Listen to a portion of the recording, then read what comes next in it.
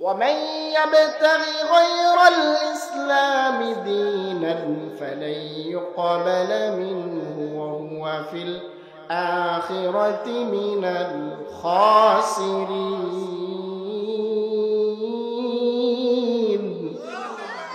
আল্লাহ রাব্বুল আলামিন বলেন ওয়ামান ইয়াবতাগি গায়রাল ইসলাম, যে ব্যক্তি ইসলাম ব্যতীত অন্য কোনো মতাদর্শ গ্রহণ করলো, ইসলাম ছাড়া অন্য কোনো ধর্ম গ্রহণ করলো, অন্য কোনো ধর্মের দিকে দীক্ষিত হলো, জীবন পরিচালিত করলো, ফালাই ইকবালা মিনহু, তার থেকে সেটা গ্রহণ করা হবে না। শুধু এতটুকু বলেই ক্ষান্ত হয় নাই, আল্লাহ রাব্বুল আলামিন বলেন হুয়া ফিল আখিরাতি মিনাল খাসিরিন, ওই লোক যে ইসলাম ব্যতিরিক্ত অন্য ধর্মের অনুসারী ছিল, জীবন পরিচালনা করেছে, সে দুনিয়াতেও ক্ষতিগ্রস্ত এবং আখিরাতেও ক্ষতিগ্রস্ত। নাউজুবিল্লাহ বলেন।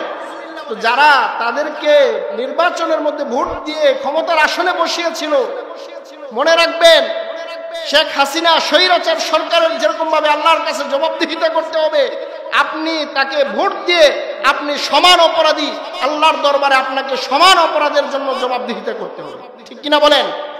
আজকে দেখা যায় বিভিন্ন জায়গায় অরাজকতার নামে অনেকে মন্দির ভাঙচুর করে, অনেকে প্যাগোডা ভাঙচুর করে, অনেকে বিভিন্ন অন্য ধর্মের অনুসারীদের উপর আক্রমণ করে।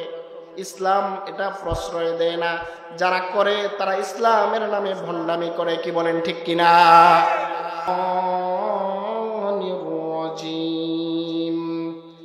বিসমিল্লাহির রাহমানির রহিম। وَإِذْ قَالَ رَبُّكَ لِلْمَلَائِكَةِ إِنِّي جَاعِلٌ فِي الْأَرْضِ خَلِيفَةً وَقَالَ رسول الله صلى الله عليه وآله وسلم يسروا ولا تعسروا بشروا ولا تنفروا أو كما قال النبي عليه الصلاة والسلام কারবালায় জান চলে যাক প্রাণ চলে যাক, জান চলে যাক প্রাণ চলে যাক, তবু জবানে এক আল্লাহ লা ইলাহা ইল্লাল্লাহ। 2 দিন ব্যাপী ইসলামী মহাসম্মেলনের এটার নাম হলো ইসলামের আদর্শ ও বৈশিষ্ট্য। বিষয়টার নাম কি? ইসলামের আদর্শ ও বৈশিষ্ট্য। সময়ের সংক্ষিপ্ত পরিসরে এই বিষয়ের উপরে কিঞ্চিত কথা বলার চেষ্টা করব। আল্লাহ রাব্বুল ইজ্জত ওয়াল জালাল ইখলাসের সাথে উম্মার দরদ নিয়ে আমলের নিয়তে কথাগুলো বলার এবং শোনার তৌফিক দান করুক, পড়েন আমিন। কিন্তু তার আগে আমরা যারা আছি, আমরা মনোযোগ দিয়ে আলোচনাগুলো শুনতে হবে এবং বুঝার চেষ্টা করতে হবে কি বলার চেষ্টা করছি, কি বলতেছি, এবং আমলের নিয়তে শুনতে হবে। এরকম যেন না হয় যে আমি শুনলাম হুজুর যা বললো, আবার এখানের ওয়াজ এখানে রেখে আমি বাড়িতে চলে গেলাম, এরকম যেন না হয়। রাজি আছি না ইনশাআল্লাহ? ইনশাআল্লাহর আওয়াজ দুর্বল হয়েছে, মনে হচ্ছে যে আপনারা সবাই রাজি না। সবাই রাজি আছেন তো ইনশাআল্লাহ? আমি কিন্তু প্রফেশনাল আলোচকদের মতো সুরের মাধুরী মিশিয়ে সুরের ঝংকার দিতে পারবো না, তবে কোরআন হাদিসের কিছু নিরেট কথা স্বাভাবিকভাবে আপনাদেরকে বলার চেষ্টা করব। যে বিষয়গুলো আল্লাহ রাব্বুল আলামিন কোরআনে আমাদের জন্য মেসেজ করেছেন, পাশাপাশি আল্লাহর হাবিব সাল্লাল্লাহু আলাইহি সাল্লাম হাদিসের মধ্যে আপনার আমার জীবনের জন্য দিক নির্দেশনামূলক বাণী দিয়েছেন। সুতরাং আমরা ওয়াজ বলতে এখন বুঝি আওয়াজকে। ওয়াজ বলতে কি কাকে বুঝি? আওয়াজকে। আসলে এই মাইন্ড সেটআপ থেকে আমাদের বেরিয়ে আসা উচিত। আমরা মাহফিল বাস্তবায়ন কমিটি এবং শ্রোতা যারা, আমরা যদি এই মাইন্ড সেটআপ থেকে বেরিয়ে আসি তাহলে এই মঞ্চগুলো পবিত্র হয়ে যাবে। আর এই মাইন্ড সেটআপ থেকে যদি বের হয়ে আসতে না পারি তাহলে কি হবে? যাদের সুর আছে, এলেম কালাম নাই, তারা এই মঞ্চগুলোতে বসে শুধু সুর দিয়েই আপনাদেরকে বিমোহিত করবে, কিন্তু ভিতরে ইখলাস থাকবে না এবং হেদায়েতের নূর থাকবে না। কি বলেন, ঠিক কিনা?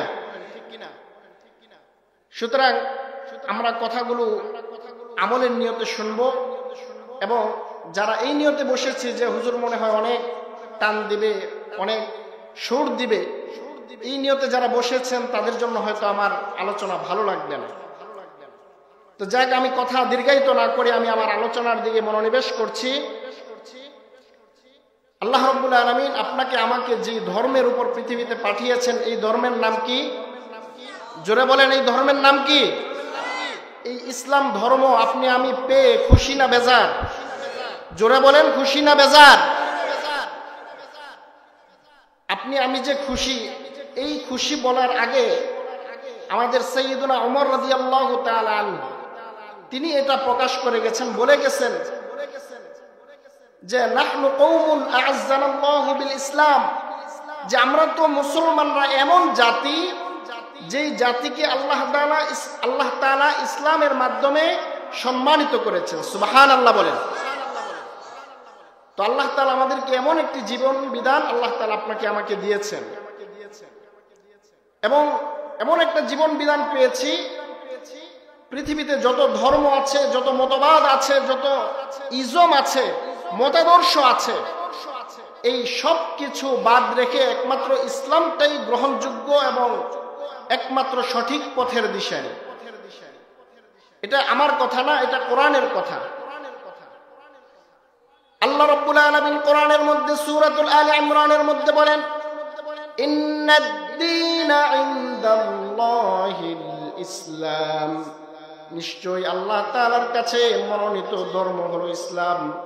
এছাড়া অন্য যত ধর্ম আছে এগুলো আল্লাহ তাআলার মনোনীত না, এগুলো মানব রচিত ধর্ম, মানুষের বানোয়াট ধর্ম। আবার আরেক আয়াতের মধ্যে আল্লাহ রাব্বুল আলামিন বলেন, ومن يبتغي غير الإسلام دينا فلن يقبل منه وهو في الآخرة من الخاسرين। আল্লাহ রাব্বুল আলামিন বলেন, ومن يبتغي غير الإسلام, যে ব্যক্তি ইসলাম ব্যতীত অন্য কোন মতাদর্শ গ্রহণ করলো, ইসলাম ছাড়া অন্য কোন ধর্ম গ্রহণ করলো, অন্য কোন ধর্মের দিকে দীক্ষিত হলো, জীবন পরিচালিত করলো, ফালা ইউকবালা মিনহু, তার থেকে সেটা গ্রহণ করা হবে না। শুধু এতটুকু বলেই ক্ষান্ত হয় নাই, আল্লাহ রাব্বুল আলামিন বলেন, হুয়া ফিল আখিরাতি মিনাল খাসিরিন, ওই লোক যে ইসলাম ব্যতিরেকে অন্য ধর্মের অনুসারী ছিল, জীবন পরিচালনা করেছে, সে দুনিয়াতেও ক্ষতিগ্রস্ত এবং আখিরাতেও ক্ষতিগ্রস্ত। নাউজুবিল্লাহ বলেন। সুতরাং আপনি আমি এমন একটা জীবন বিধান পেয়েছি, এমন একটি ধর্ম পেয়েছি, যেই ধর্মের আলোকে আপনি আমি যদি চলতে পারি, তাহলে দুনিয়াতেও আমরা সফল কাম, আখিরাতেও সফল কাম। কি বলেন, ঠিক কিনা? তো এই যে ইসলাম আমরা পেয়েছি, এটা আমাদের কিন্তু আল্লাহ তাআলার কাছে দরখাস্ত করতে হয় নাই। আল্লাহ তাআলা আপনাকে আমাকে বংশ পরম্পরায়, আমার মা বাবা ছিল মুসলিম, আমার দাদা দাদি ছিল মুসলিম, এরকম বংশ পরম্পরায় আমরা ইসলাম পেয়েছি, যার কারণে ইসলামের মূল্য আমাদের কাছে তেমন বেশি নাই। আমরা মনে করি যে আমরা মুসলমান, বাপদাদার পৈতৃক সম্পত্তির সূত্রে মুসলমান হয়ে গেছে, আমরা তো জান্নাতে এমনিই চলে যাব, এজন্য এটাকে আমরা মূল্যায়ন করি না। আবার অনেকের ভিতরে এই ইসলাম ধর্ম নিয়ে অনেকের ভিতরে কমপ্লেক্সের ভাব কাজ করে, হতাশা কাজ করে যে আমি মুসলমান, অন্য ধর্মের হইলে হয়তো ভালো হতো। যারা নাস্তিক মনা, যারা সেকুলারিজমে বিশ্বাসী, তারা এরকম চিন্তা করে যে ইসলাম এটা তো কোনো ধর্ম হইল না, অন্য ধর্মের হইলে হয়তো ভালো হতো। কিন্তু আল্লাহ রাব্বুল আলামিনের মনোনীত একমাত্র জীবন বিধানই হলো ইসলাম, এতে কোনো সন্দেহ নাই।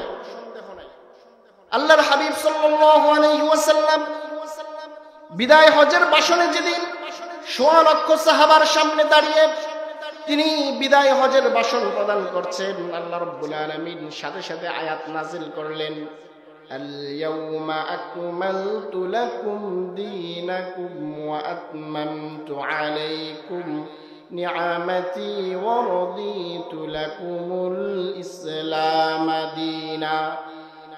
আজ আমি আমার নিয়ামতকে আপনার উপরে পূর্ণ করেছি। আল-ইয়াউমা আকমালতু লাকুম দীনাকুম, আমি দ্বীনকে পরিপূর্ণ করেছি। ওয়া আতমামতু আলাইকুম নিআমাতি, এবং আপনার উপরে আমার নিয়ামতকে পরিপূর্ণ করে দিয়েছি। আল্লাহ রাব্বুল আলামিন সেখানে ঘোষণা দিলেন যে এই যে ইসলাম, এটা শুধু একটি জীবন বিধান এরকম না, এটা একটি পূর্ণাঙ্গ জীবন বিধান। এটা কি পূর্ণাঙ্গ জীবন বিধান? আজকের আলোচনার মাধ্যমে আপনি এই জিনিসটা, এই কনসেপ্টটা বাড়িতে নিয়ে যেতে পারবেন যে ইসলাম ধর্মের কি কি বৈশিষ্ট্য আছে, ইসলাম ধর্মের মূল বৈশিষ্ট্য কি কি। অর্থাৎ আপনি আমি জীবন চলার পাথেও হিসাবে অনেক কিছু নিয়ে যাওয়ার মতো রয়েছে। তো এই যে ইসলাম পাইলাম, ইসলামটা হলো একমাত্র জীবন বিধান, এটা আমরা পেয়েছি এবং আল্লাহ তাআলার কাছে শুকরিয়া আদায় করি। যার কারণে আমরা নিয়মিতই কি করি, আল্লাহ তাআলার কাছে বলি, দোয়া করি, রাদিতু বিল্লাহি রাব্বা ওয়া বিল ইসলামি দীনা ওয়া বি মুহাম্মাদিন নাবিয়্যা ওয়া রাসূলা। আমরা অনেকে ফজরের পরে এবং মাগরিবের পরে এই দোয়াগুলো পড়ি, যার অর্থ হলো রাদিতু বিল্লাহি রাব্বা, হে আল্লাহ রব হিসাবে আপনাকে পেয়ে আমি সন্তুষ্ট। ওয়া বিল ইসলামি দীনা, এবং দ্বীন বা জীবন বিধান হিসাবে ইসলাম পেয়ে আমি সন্তুষ্ট। নবী মুহাম্মাদিন নাবিয়্যা ওয়া রাসূলা, এবং নবী মুহাম্মদুর রাসূলুল্লাহ সাল্লাল্লাহু আলাইহি সাল্লামকে নেতা হিসাবে পেয়ে আমরা সন্তুষ্ট। কি বলেন, ঠিক কিনা? তো আল্লাহ রাব্বুল আলামিন এখানে ইসলামের কিছু বৈশিষ্ট্য আছে। আমরা যখন মানুষের সাথে চলাফেরা করি তখন আমাদের বিধর্মী অনেক বন্ধু থাকে, থাকে কিনা বলেন? অনেকের হিন্দু বন্ধু, অনেকের খ্রিস্টান বন্ধু। তো তাদের কাছে, তাদের সাথে যখন আমরা চলাফেরা করব তখন তাদের কাছে এই বিষয়গুলো আমরা উত্থাপন করব, ইসলামের এই বৈশিষ্ট্যগুলো তাদের কাছে তুলে ধরব, যেন তারাও আমার ধর্মের প্রতি দীক্ষিত হয়। এই বিষয়গুলো আজকে আলোচনা হবে যে ইসলামের কোন কোন বৈশিষ্ট্যের আলোকে আপনি একজন বিধর্মীকে, একজন অন্য ধর্মের মানুষকে আপনি দাওয়াত দিতে পারেন এবং তারা এই দ্বীন গ্রহণ করতে পারে। ইসলামের অনেকগুলো বৈশিষ্ট্য আছে। সময়ের সংক্ষিপ্ত পরিসরে আজকে 10টা বৈশিষ্ট্য জানবো। কয়টা বৈশিষ্ট্য? আওয়াজ দিয়ে বলেন, কয়টা? 10টা বৈশিষ্ট্য জানবো। ইসলামের 1 নম্বর বৈশিষ্ট্য হলো আর-রব্বানিয়া। ইসলামটা হলো রব কেন্দ্রিক ধর্ম, আল্লাহ কেন্দ্রিক ধর্ম, আল্লাহ প্রদত্ত ধর্ম। এটা কোনো মানব রচিত ধর্ম না, এটা কোনো মানুষের বানোয়াট কোনো ধর্ম না। এজন্যই আমরা কি করি, দোয়ার মধ্যে পড়ি রব কেন্দ্রিক ধর্ম। এজন্যই আমরা দোয়ার মধ্যে বলি রব্বানা আতিনা ফিদ দুনিয়া হাসানাতাও ওয়া ফিল আখিরাতি হাসানা ওয়া কিনা আযাবান নার। আল্লাহু আকবার। এই ইসলামটা রব কেন্দ্রিক ধর্ম। এজন্য আমরা যখন হাত তুলি আল্লাহর কাছে কিছু চাই তখন আমরা রব শব্দ উচ্চারণ করি। আবার বলি রব্বানা হাবলানা মিন আজওয়াজিনা ওয়া যুররিয়াতিনা কুররাতা আয়ুন ওয়াজআলনা লিল মুত্তাকিনা ইমামা। অর্থাৎ এই ধর্মটা রব কেন্দ্রিক। এজন্য আমাদের দোয়ার মধ্যে রব আছে কিনা বলেন? আওয়াজ দিতে হবে, আছে কিনা? আবার আমরা যখন নামাজে দাঁড়াই তখন রুকুর মধ্যে কি পড়ি? সুবহানা রাব্বিয়াল আযীম। সেখানে রব আছে না নাই? আবার সিজদার মধ্যে পড়ি সুবহানা রাব্বিয়াল আ'লা। সেখানে রব আছে না নাই? সেখানেও রব আছে। কারণ হলো এই ধর্মটা তো রব কেন্দ্রিক ধর্ম, আল্লাহ প্রদত্ত ধর্ম। এটা কোনো মানুষের রচিত কোনো ধর্ম না।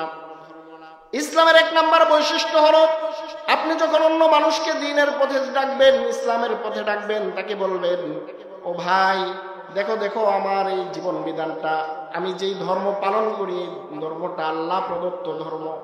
এখানে চাইলেও কেউ কিছু সংযোজন করতে পারবে না, চাইলেও ইসলাম থেকে কেউ কোনো কিছু বিয়োজন করতে পারবে না।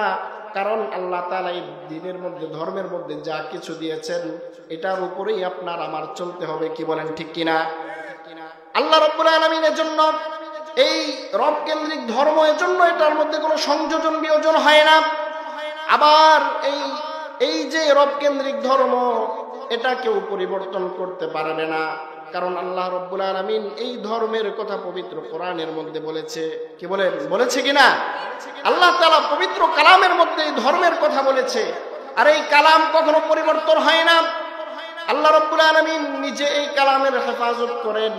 যতদিন এই কালাম থাকবে, যতদিন এই কোরআন থাকবে, ততদিন এই ধর্ম, এই ইসলাম পৃথিবীতে ততদিন টিকে থাকবে। কি বলেন, ঠিক কিনা? যতদিন এই কোরআন থাকবে, এই কোরআন নস্যাৎ করার জন্য, এই কোরআন বাতিল করার জন্য মানুষ কম চেষ্টা করে নাই। ইংরেজরা তারা যখন ভারতবর্ষে এসেছিল, ভারতবর্ষে এসে তারা কাগজের সকল কোরআনের কপি তারা পুড়িয়ে দিয়েছিল। তাদের নিয়ত ছিল যে আমরা কোরআন পুড়িয়ে দিয়ে, মুসলমানদের ধর্মগ্রন্থ পুড়িয়ে দিয়ে ইসলামটাকে নিঃশেষ করে দেব, কোরআনকে নিঃশেষ করে দেব। যখন তারা কোরআন পুড়িয়ে দিল, এবার একজন মাদ্রাসার হুজুর তিনি বললেন আসেন আমার সাথে আসেন। তিনি ওই ইংরেজকে সাথে নিয়ে মসজিদে ঢুকলেন, মাদ্রাসায় ঢুকলেন। মাদ্রাসায় যে একজন পিচ্ছি ছাত্রকে দাঁড় করাইয়া দিলেন, বললেন যে বাবা তুমি দাঁড়িয়ে কোরআনটা পড়া শুরু করো।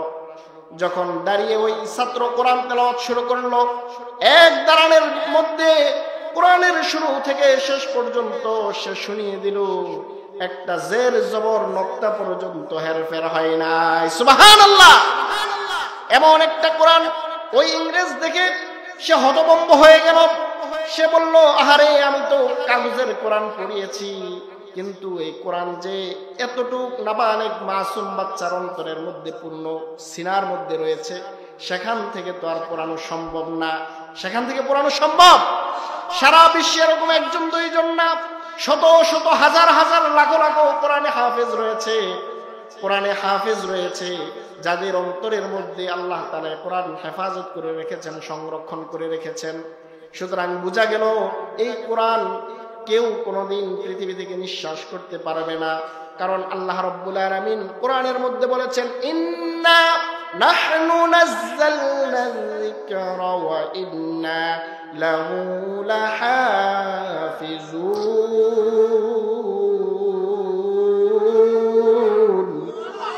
আল্লাহ রাব্বুল আলামিন বলেন, এই কোরআন আমি নাজিল করেছি এবং এই কোরআন হেফাজত করার দায়িত্ব আমি আল্লাহ নিজেই নিয়ে নিলাম। সুবহানাল্লাহ! যেই কোরআন হেফাজত করার দায়িত্ব আল্লাহ তাআলা নিজে নিয়ে নিল, ওই কালাম কি, ওই কোরআন কি পৃথিবীর কেউ ধ্বংস করতে পারবে কিনা? পারবে না। তখন সে সাথে সাথে তার সহকর্মীদেরকে ইংল্যান্ডে ফোন করে বলে দিল, আই এম সরি, আমাকে পাঠিয়েছিলেন কোরআন নিঃশেষ করার জন্য, কিন্তু এখানে তো এরকম অবস্থা যে এখানে মানুষের নাবালেগ মাসুম বাচ্চার সিনায় পুরা কোরআন রয়েছে, সুতরাং আমি কাগজের কোরআন পুড়িয়ে কি করব? তাদের সিনাগুলো তো আর পোড়ানো সম্ভব না। সুতরাং বলতেছিলাম, ইসলাম হলো অনেকগুলো বৈশিষ্ট্যমণ্ডিত। এক নম্বর বৈশিষ্ট্য হলো ইসলাম হলো রব কেন্দ্রিক ধর্ম, যার কারণে আমরা দোয়ার মধ্যে রবের কথা বলি, নামাজের মধ্যে রবের কথা বলি, অন্য সব কিছুর মধ্যে রবের কথা বলি। আবার এই দোয়া ছাড়াও আল্লাহ রাব্বুল আলামিন যেহেতু এই ধর্ম দিয়েছেন, আল্লাহ তাআলা এই ধর্মকে হেফাজত করবেন, এই ধর্মের কথা কোরআনের মধ্যে আল্লাহ তুলে ধরেছেন। এই ধর্মের মধ্যে নতুন করে কেউ সংযোজন করতে পারবে না, কারণ এই কালামুল্লাহর মধ্যে আল্লাহ তাআলা যা কিছু দিয়েছেন প্রেসক্রিপশন, মানুষের রান্নাঘর থেকে সংসদ ভবন পর্যন্ত প্রত্যেকটা খুঁটিনাটি বিষয়ে কোরআনের মধ্যে আছে কিনা বলেন? জোরে বলেন, আছে কিনা? এই কোরআনের মধ্যে আল্লাহ তাআলা সবকিছু তুলে ধরেছেন। আপনি কিভাবে চলবেন, ফিরবেন, উঠবেন, বসবেন, সবকিছু আল্লাহ রাব্বুল আলামিন এই কোরআনের মধ্যে দিয়ে দিয়েছেন। এই কোরআনের বাহিরে যাওয়ার কোনো সুযোগ নাই। এই কোরআনের মধ্যে যা কিছু আছে সেখান থেকে বাদ দেওয়ার সুযোগ নাই, আবার যা কিছু নাই সেগুলো এখানে সংযোজন করার কোনো সুযোগ নাই। সুতরাং এই কোরআন যতদিন থাকবে, ইসলাম ততদিন থাকবে, কারণ এই ইসলামটা রব কেন্দ্রিক। ইসলামটা কি কেন্দ্রিক? রব কেন্দ্রিক। ইসলামের 2 নম্বর বৈশিষ্ট্য হলো ইনসানিয়াতুন, অর্থাৎ ইসলাম হলো মানবতার ধর্ম। ইসলাম কিসের ধর্ম? আওয়াজ দিয়ে বলেন, কিসের ধর্ম? মানবতার ধর্ম। ইসলাম আমাদেরকে মানবতা শেখায়, আমাদেরকে সহমর্মিতা শেখায়, আমাদেরকে অন্যের প্রতি ইনসাফ করতে শেখায়। ইসলাম এমন একটা জীবন বিধান, কারো উপর অন্যায় ভাবে জুলুম করা, নির্যাতন করা ইসলাম বরদাস্ত করে না। এজন্য আল্লাহর হাবিব সাল্লাল্লাহু আলাইহি ওয়াসাল্লাম হাদিসের মধ্যে বলেছেন, আল মুসলিমু মান সালিমাল মুসলিমুনা মিন লিসানিহি ওয়া ইয়াদিহি। ও আমার উম্মতরা শুনে রাখো, প্রকৃত মুসলমান ওই ব্যক্তি যার হাত এবং মুখ থেকে অপর মুসলমান নিরাপদ থাকে। সুবহানাল্লাহ বলেন। অর্থাৎ আপনি মুসলমান, প্রকৃত মুসলমান হতে হলে আপনার হাত থেকে এবং মুখ থেকে অন্য আরেকজন মুসলমান না, শুধু অন্য সব মানুষ হেফাজত থাকতে হবে। আর যদি আপনার হাত এবং মুখ থেকে অন্য মানুষ হেফাজত না থাকে, তাহলে আপনি প্রকৃত মুসলমান হতে পারেন না। কারণ আপনার ভিতরে, আপনার মাধ্যমে অন্যজন নিরাপদ না। অন্যজন কিনা নিরাপদ না। ইসলাম মানবতার ধর্ম, ইসলাম মানবতা শিখায়। যার কারণে যখন বিভিন্ন অঞ্চলে বন্যায় প্লাবিত হয়ে যায়, বন্যায় যখন সবকিছু ডুবে যায়, তখন আমরা যখন ত্রাণ নিয়ে যাই, ত্রাণ নিয়ে কি শুধু মুসলমানদেরকেই দেই নাকি? বলেন, শুধু মুসলমানদেরকেই দেই? সবাইরই দেওয়া হয়। যারা ওখানে থাকে, মুসলিম, হিন্দু, বৌদ্ধ, খ্রিস্টান যারা থাকে, সবাইকে দেওয়া হয়। কারণ কি? ইসলাম মানবতা শিখায়। ইসলাম আমাদেরকে শিখায় যে তুমি পেট পুড়ে খাইবা, আর তোমার পার্শ্ববর্তী বিধর্মী হোক, সে আস্তিক হোক, নাস্তিক হোক, সে না খেয়ে মরবে। ইসলাম এটা শিখায় না, বরং ইসলাম বলে তুমি যেভাবে ভালো খাচ্ছ, পড়ছো, তোমার পার্শ্ববর্তী সে যদি না খাইতে পারে, না পড়তে পারে, তাকে দেওয়াও তোমার দায়িত্ব। কি বলেন, ঠিক কিনা? এটাই ইসলামের বৈশিষ্ট্য। এজন্যই বলা হয় ইসলাম হলো মানবতার ধর্ম। ইসলাম মানবতা শিখায়, যার কারণে আপনি অন্যায়ভাবে অন্যের উপর আপনি হাত তুলতে পারেন না। আল্লাহ রাব্বুল আলামিন কোরআনের মধ্যে বলেন, ওয়ালা তাকতুলুন নাফসাল্লাতী হারামাল্লাহু ইল্লা বিল হক। অর্থাৎ অন্যায়ভাবে কাউকে হত্যা করা যাবে না, কারো উপর জুলুম করা যাবে না, নির্যাতন করা যাবে না। সে যেই দলেরই হোক না কেন, সে যেই ধর্মেরই হোক না কেন। আমার পার্শ্ববর্তী বাড়ি হিন্দু বাড়ি হতে পারে, আমার পার্শ্ববর্তী বাড়ি খ্রিস্টান বাড়ি হতে পারে, তার নিরাপত্তা দেয়া, তার সহযোগিতা করা, এটা ইসলামের আদর্শ। এটা কি ইসলামের আদর্শ? আজকে দেখা যায় বিভিন্ন জায়গায় অরাজকতার নামে অনেকে মন্দির ভাঙচুর করে, অনেকে প্যাগোডা ভাঙচুর করে, অনেকে বিভিন্ন অন্য ধর্মের অনুসারীদের উপর আক্রমণ করে। ইসলাম এটা প্রশ্রয় দেয় না।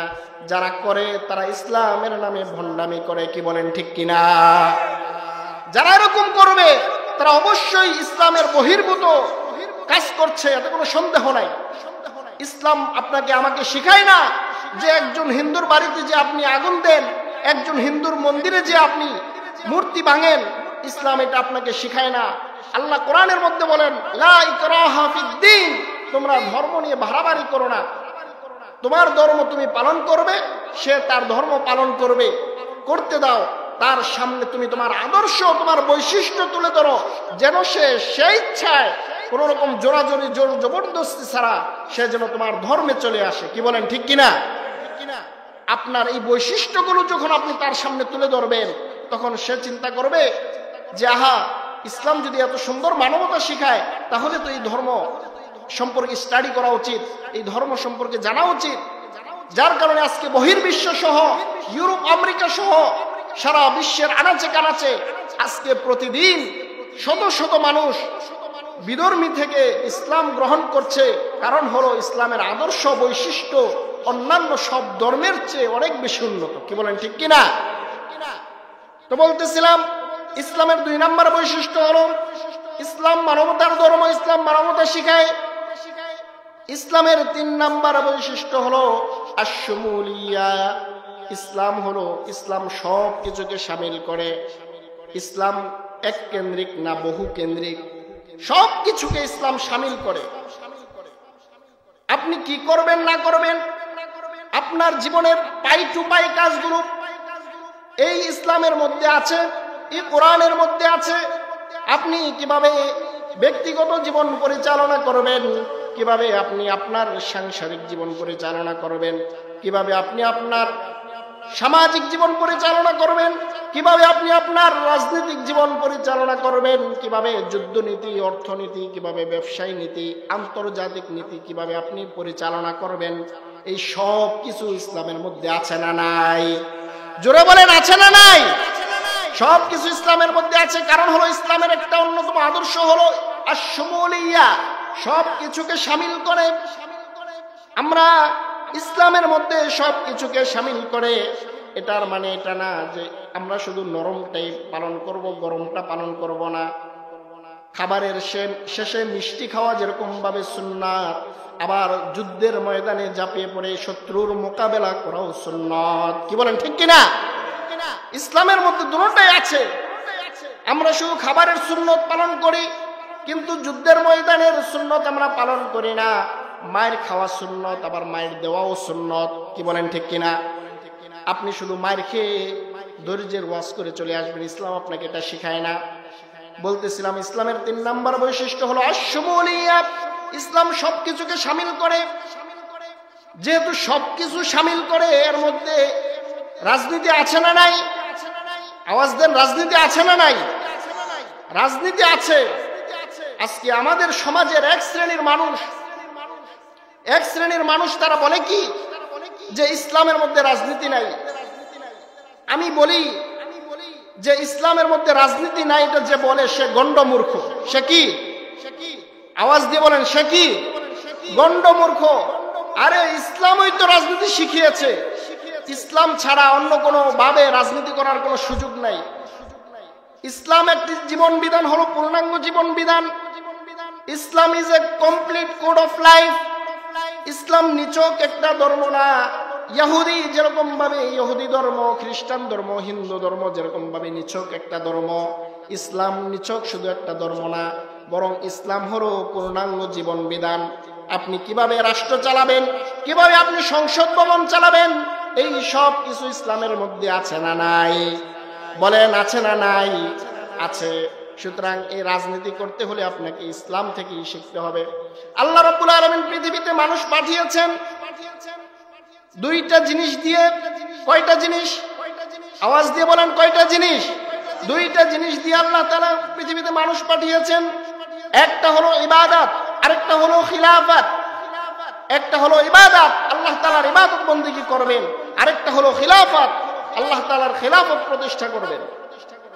ইবাদত মানে হলো আপনি আদেশগুলো করবেন, পালন করবেন, আর নিষেধগুলো আপনি ছেড়ে দিবেন, মানবেন না। অর্থাৎ আপনি আদেশ করার বিষয়গুলো পালন করবেন, আর নিষেধ করা থেকে বিরত থাকবেন। আর খিলাফত মানে হলো আপনি আদেশগুলো করাবেন, আর নিষেধগুলো থেকে মানুষদেরকে বিরত রাখবেন। এখানে 2টা বিষয়। একটা হলো ইবাদত, এই যে নামাজ পড়ছি, রোজা রাখছি, দ্বীনের কথা বলছি, পর্দা করছি, এগুলো হলো ইবাদত। এগুলো কি? ইবাদত। এগুলো আপনি করবেন।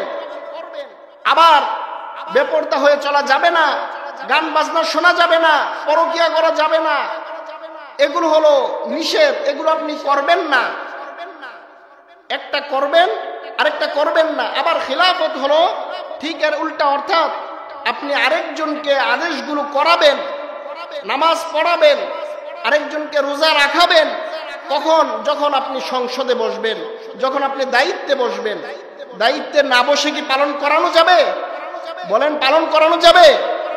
আপনার নামাজ যেরকম ভাবে আপনার উপর আবশ্যক, আপনার উপর রোজা যেরকম ভাবে আবশ্যক, ইবাদত বন্দেগী করা যেরকম ভাবে আপনার জন্য আবশ্যক, ঠিক অনুরূপ ভাবে খেলাফত প্রতিষ্ঠা করাও আপনার জন্য আবশ্যক। কি বলেন, ঠিক কিনা?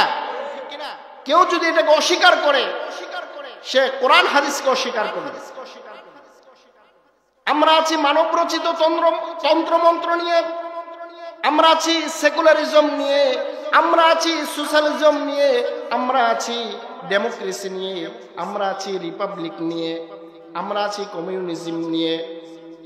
আমরা এগুলোর মাধ্যমে আমরা দিন পালন করছি, আবার চিন্তা করছি যে আমি সুন্দর করে জান্নাতে চলে যাব। এত সহজ না।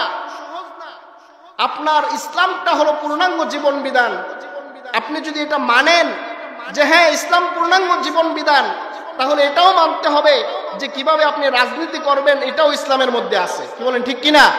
আর আপনি যদি বলেন যে ইসলামে রাজনীতি নাই, তাহলে তো আপনার কথা অনুযায়ী ইসলাম অপূর্ণাঙ্গ। কি বলেন, ঠিক কিনা? অপূর্ণাঙ্গ কিনা? কারণ আপনার কথা অনুযায়ী ইসলামের মধ্যে রাজনীতি নাই, কোরআনের মধ্যে রাজনীতি নাই, তাহলে তো ইসলাম অপূর্ণাঙ্গ। অথচ আল্লাহ তাআলা বললেন, আল ইয়াউমা আকমালতু লাকুম দীনাকুম, হে রাসূল, আপনার উপর যে দিন আমি প্রেরণ করেছি, এই দিনটা আমি পরিপূর্ণ করে দিয়েছি। তো পরিপূর্ণ জীবন বিধানের মধ্যে ইসলামের মধ্যে রাজনীতি আছে, এবং সেটা আপনাকে মেনেই আপনাকে রাজনীতি করতে হবে। আপনি যখন ইসলাম ভিত্তিক রাজনীতি করবেন, তখন আপনার খাটের নিচে আর গম আর কন্ট্রোলের চাউল আপনার খাটের নিচে পাওয়া যাবে না। তখন আপনি মানুষের জনসেবা করতে করতে আপনার শরীরের ঘাম ঝরবে। কি বলেন, ঠিক কিনা? আমাদের সমাজে তো এখন যারা রাজনীতি করে তারা অধিকাংশের ইমান ঠিক আছে কিনা সন্দেহ। তার কারণ কি? আপনার প্রশ্ন হতে পারে যে হুজুর এটা কিভাবে বললেন? আমি ব্যাখ্যা করছি, ব্যাখ্যাটা শুনুন। আমাদের সমাজে যারা এখন রাজনীতি করছে, তারা হয় আওয়ামী লীগ করে বা বিএনপি করে অথবা জাতীয় পার্টি করে অধিকাংশ, আর কম সংখ্যক কিছু লোক আছে জামাত ইসলাম করে অথবা খেলাফত মজলিস করে অথবা জমিয়তে উলামা ইসলাম করে। অর্থাৎ ইসলাম ভিত্তিক যে খেলাফত রাষ্ট্র ব্যবস্থা, এগুলোর পক্ষে লোক কম না বেশি? বলেন, কম না বেশি? কম, একদম অল্প। তার মানে অধিকাংশই হলো আওয়ামী লীগ, বিএনপি এবং জাতীয় পার্টি। আর তাদের মতবাদ কি? তাদের মতবাদ হলো ডেমোক্রেসি। যেই ডেমোক্রেসির সংজ্ঞা হলো যে জনগণের মাধ্যমে, for the people, by the people, of the people, জনগণের ভোটের মাধ্যমে সরকার নির্বাচিত হয়ে, অর্থাৎ জনগণ সর্বময় ক্ষমতার অধিকারী। তাদের চিন্তাধারার মূল থিম হলো জনগণ সকল ক্ষমতার অধিকারী। অথচ আল্লাহ বলতেছেন কি? আলা লাহুল খালকু ওয়াল আমর, এই পৃথিবী আল্লাহর এবং আদেশ নিষেধ সবকিছু আল্লাহর। কি বলেন, ঠিক কিনা? অর্থাৎ জমিন আল্লাহর, আদেশ নিষেধ সবকিছু আল্লাহর। হ্যাঁ, অর্থাৎ আইন কানুন ক্ষমতা, সর্বময় ক্ষমতার অধিকারী আল্লাহ। আর আপনি তো মনে করতেছেন যে সর্বময় ক্ষমতার অধিকারী জনগণ, জনগণ যাকে ভোট দিয়ে নির্বাচিত করবে সেই নির্বাচিত হবে। না, এটা সম্পূর্ণ ইসলামের সাথে সাংঘর্ষিক। আপনি যদি এই চিন্তা চেতনা মাথায় নিয়ে কি করেন, ভোট দেন, আপনি মনে করবেন যে আপনার ভিতরে ইসলাম সম্পর্কে জানার অজ্ঞতা আছে, আপনি ইসলাম সম্পর্কে ন্যূনতম জ্ঞান আপনার নাই, সন্দেহ নাই। কি বলেন, ঠিক কিনা? বলতেছিলাম যে আপনি রাজনীতি করবেন, কোরআনের রাজনীতি করতে হবে। আপনার রাজনীতির মধ্যে যদি কোরআন না থাকে, আপনার ঈমান চলে যাবে। তো আপনি যখন নির্বাচন করেন, নির্বাচনে ভোট দিতে যান, আপনার ভোটটা হলো আমানত। আপনার ভোটটা কি? আওয়াজ দিতে হবে। আপনার ভোট কি? আওয়াজ দেয় না পাবলিক। বলেন, আপনার ভোট কি? আমানত। আপনি যদি এই আমানত খেয়ানত করেন, অর্থাৎ ইসলাম ছাড়া অন্য কোনো মতাদর্শের আপনি নির্বাচনে ভোট দেন, তাহলে মনে রাখবেন আপনার এই ভোটের মাধ্যমে সে যদি নির্বাচিত সরকার হয়, সে যত আকাম কুকাম করবে সেখান থেকে একটা পার্সেন্টেজ আপনার আমল নামে আসবে কিনা? বলেন, আসবে কিনা? আসবে। সে যত খারাপ কাজ করবে, কোরআনের বিরুদ্ধে আইন করবে, পর্দার বিরুদ্ধে আইন করবে, সংসদে কোরআনের বিরুদ্ধে কথা হবে, আপনার আমল নামায় অটোমেটিক চলে আসতেছে একটা পার্সেন্টেজ। এজন্য আমাদের টেন্ডেন্সি থাকতে হবে যে ইসলাম যে দলগুলো আছে, যারা ইসলামী খেলাফত রাষ্ট্র ব্যবস্থা কায়েম করতে প্রতিজ্ঞাবদ্ধ, আমার ভোট তাদেরকেই দিব। সে পাশ করলেও দিব, পাশ না করলেও দিব। কি বলেন, ঠিক কিনা? আপনার দায়িত্ব হলো আপনার ভোট সঠিক জায়গায় দেওয়া। সে পাশ করলো না করলো এটা আপনার দায়িত্ব না। আপনার দায়িত্ব এটা আপনার দায়িত্ব না। কিন্তু আপনি যদি জেনে বুঝে আজকের পরে, যে আজকে সকলকে জানিয়ে দিলাম, আজকের পরে আপনি যদি ইসলাম ছাড়া অন্য কোন দলকে আপনি নির্বাচনে ভোট প্রদান করেন, আপনি নিশ্চিতভাবে আমানতের খেয়ানত করলেন। আল্লাহ তাআলার দরবারের জন্য আপনার কঠিন জবাবদিহিতা করতে হবে। কি বলেন, ঠিক কিনা? সুতরাং আমাদের ভোটগুলো যেন হয় ধর্মের পক্ষে। ধর্মের অনেকগুলো দল বাংলাদেশে আছে, আপনারা হয়তো অনেকে জানেনই না। যারা রাষ্ট্র ধর্ম অর্থাৎ যারা খেলাফত রাষ্ট্র ব্যবস্থা কায়েম করতে চায়, তার মধ্যে ইসলামী আন্দোলন বাংলাদেশ আছে, বাংলাদেশ খেলাফত মজলিস আছে, বাংলাদেশ জামায়াত ইসলামী আছে, এরকম আরো অনেকগুলো দল আছে। আপনি তাদেরকে দেন। আপনি ইসলাম কোন দলকে দিবেন আমি সেটা বলছি না, সেটা আপনার চয়েস। কিন্তু আমার কথা হলো আপনার ভোট যেন কোনো নাস্তিকতার পক্ষে না যায়। রাজি আছি না ইনশাআল্লাহ? এই যে বিগত যে সরকার গেল, সেই সরকার আপনারা জানেন ইসলাম ধর্মের 12টা বাজিয়ে দিয়েছে। কি বলেন, করছে কিনা?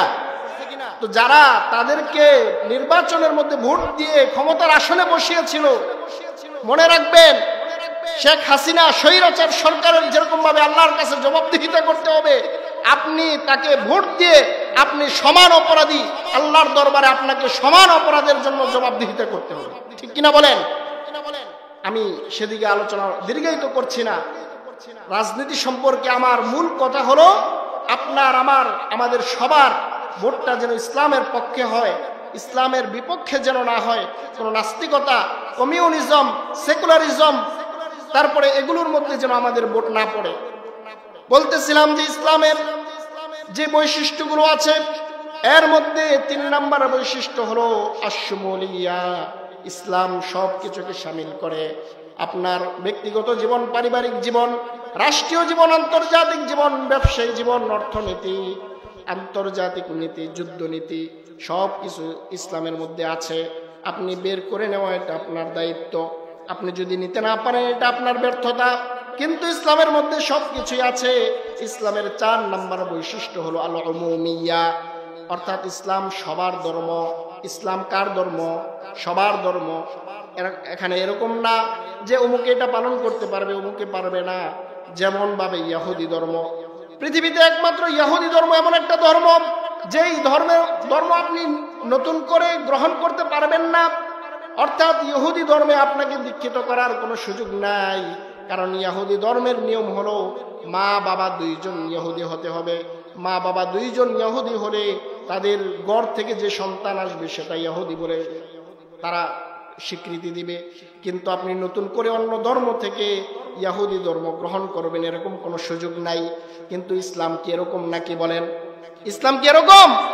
আপনি অন্য যে কোনো ধর্ম থেকে আপনি ইসলাম গ্রহণ করতে পারেন, মোস্ট ওয়েলকাম। আসেন, আপনার জন্য 24 আওয়ার্স 24 ঘন্টা ইসলামের দরজা খোলা আছে কিনা বলেন? 24 ঘন্টা খোলা। কারণ কি? তার কারণ হলো যে ইসলামটা হলো আল-উমুমিয়া। ইসলাম সবার ধর্ম, ইসলাম সবাই পালন করতে পারবে। 5 নম্বর বৈশিষ্ট্য হলো দীনুন তাইসিরিয়াতুন।